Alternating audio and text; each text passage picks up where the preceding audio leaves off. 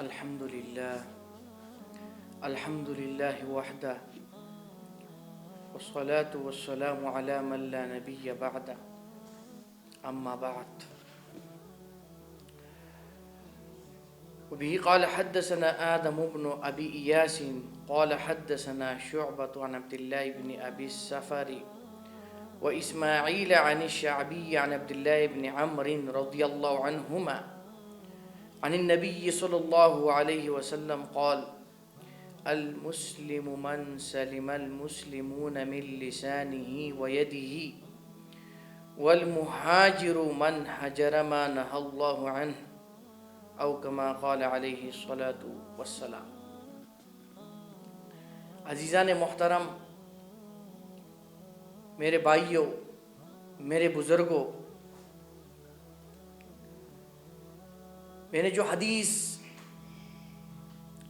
آپ کے سامنے بیان کی اس میں پیارے حبیب صلی اللہ علیہ وسلم نے ایک مسلمان، ایک کامل مسلمان کی نشانی اور علامت بیان فرمائی ہے.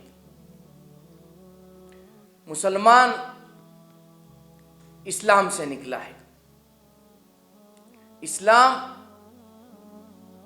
میں امن اور سلامتی کے معنی پائے جاتے ہیں. تو ایک مسلمان دراصل وہی ہوتا ہے جو دوسروں کے لیے امن اور سلامتی کا باعث بنے، جس کے ہاتھ اور زبان سے دوسرے کی عزت اور دوسرے کا مال محفوظ رہے. پیارے حبیب صلی اللہ علیہ وسلم نے اس بات کو بڑے خوبصورت انداز میں بیان فرمائی ہے.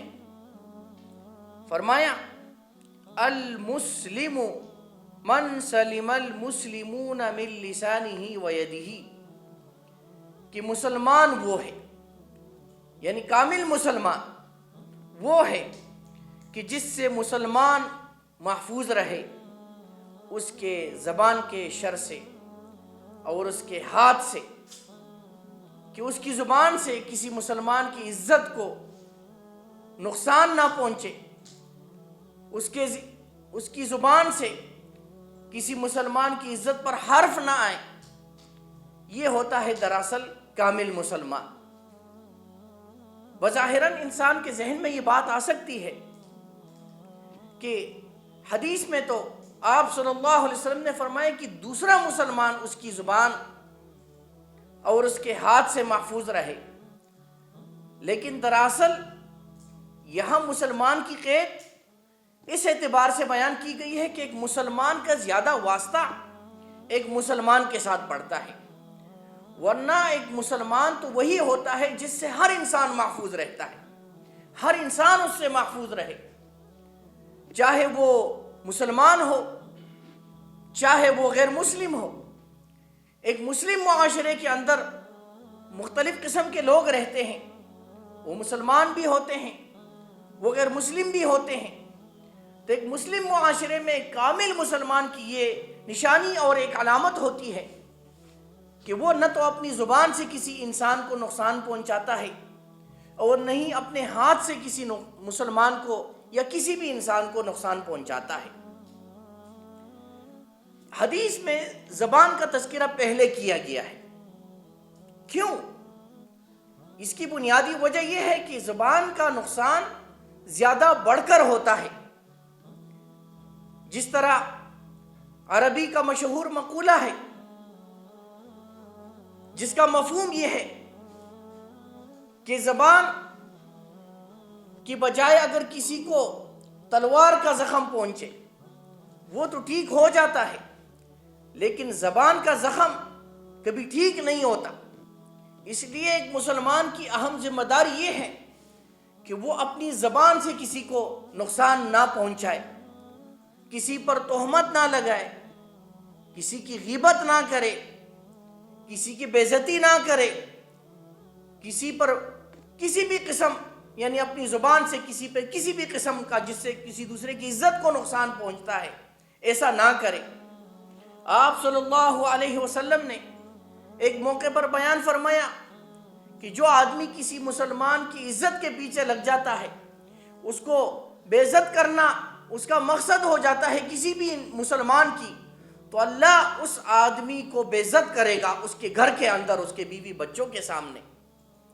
اور پھر دوسری چیز کہ کامل مسلمان وہ ہے کہ جس کے ہاتھ سے دوسرے مسلمان محفوظ رہے، کہ وہ اپنے ہاتھ سے کسی کو ضرر اور نقصان نہ پہنچائے، وہ دوسرے کی مال کی حفاظت کرنے والا ہو، دوسرے کی عزت کی حفاظت کرنے والا ہو۔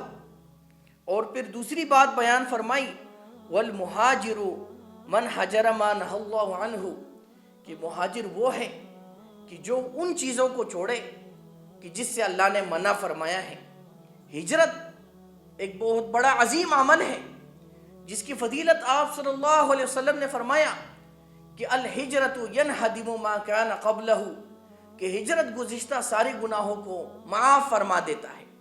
ہجرت کے لغوی معنی ہے چھوڑنا، اور ہجرت کا اصطلاحی مفہوم ہے کہ ایک انسان اپنی دین کی حفاظت کے لیے وہ کفر کا علاقہ، کفر کی سرزمین کو چھوڑ کر کسی امن کی سرزمین، اسلام کی سرزمین کی طرف سفر کرتا ہے۔ تو ہجرت کا اصل مقصد یہی ہوتا ہے کہ ایک انسان کو اللہ کی دین پر عمل کرنے میں آسانی ہو، ایک مسلمان نماز پڑھنے میں اس کو آسانی ہو، روزہ رکھنے میں اس کو آسانی ہو۔ تو پھر بیان فرمائے کہ اصل ہجرت یہی ہے کہ ایک انسان اللہ کے ممنوعہ کاموں کو چھوڑ دے۔ اگر ایک انسان ہجرت تو کرتا ہے لیکن اللہ کے ممنوعہ کاموں کو نہیں چھوڑتا، تو یہ تو کامل مسلمان نہیں ہوا، اور نہیں وہ ہجرت کے ثواب کا حقدار کہلائے گا۔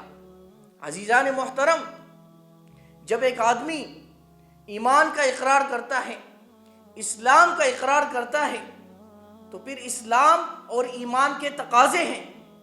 ایک وہ تقاضے ہیں جو اللہ کی طرف سے اپنے حقوق کے اعتبار سے ہوتے ہیں، جو حقوق اللہ، کہ وہ شرک سے بچے، کہ وہ اللہ کی ذات اور صفات میں کسی کو شریک نہ کرے، اللہ کی بندگی میں کسی کو شریک نہ کرے۔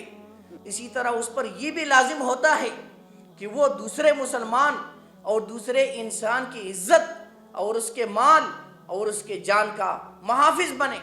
اسلامی معاشرے کی خصوصیات ہوتی ہے کہ اسلامی معاشرے میں رہنے والا ہر فرد ایک دوسرے کا محافظ ہوتا ہے، ایک دوسرے کی عزت کا محافظ ہوتا ہے، ایک دوسرے کی مال کا محافظ ہوتا ہے۔ صحابہ کرام رضی اللہ عنہم اجمعین، اگر ہم ان کی زندگی کا مطالعہ کریں، ہم مدنی زندگی کا مطالعہ کریں، تو بظاہر وہاں پر مال اور دولت کی تو کثرت نہیں تھی، لیکن اس کے باوجود وہ معاشرہ ہمارے لیے ایک ماڈل معاشرہ ہم اس کو اپنے لیے سمجھتے ہیں۔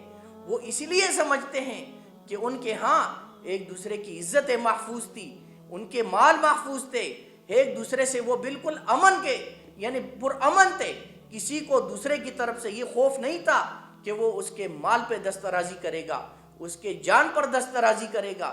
ایک پرامن معاشرہ اسی طرح وجود میں آتا ہے کہ لوگ جو اس کے اندر اس معاشرے میں رہتے ہیں وہ ایک دوسرے کے عزت، مال، جان اور اس کے محافظ بنے۔ اور ایک کامل مسلمان کی بھی یہی علامت اور یہی نشانی ہوتی ہے کہ وہ جہاں پر بھی رہتا ہے وہ محبت بڑھانے والا ہوتا ہے، وہ لوگوں کو قریب کرنے والا ہوتا ہے، نہ کہ نفرتیں پیدا کرنے والا ہوتا ہے۔ اللہ عمل کی توفیق عطا فرمائے۔